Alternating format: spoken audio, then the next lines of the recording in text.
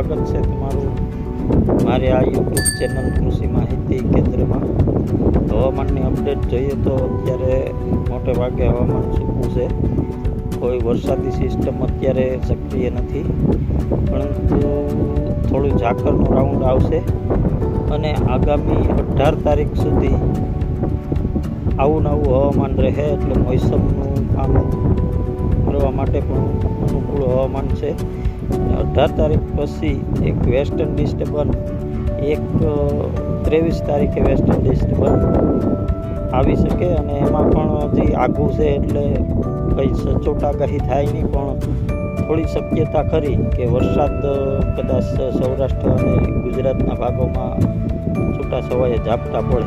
એ સિવાય કોઈ મોટો ફેરફાર થાય તો હું જાણ કરીશ, પણ અત્યારેના અંદાજ પ્રમાણે કોઈ વરસાદની શક્યતા છે નહીં મિત્રો.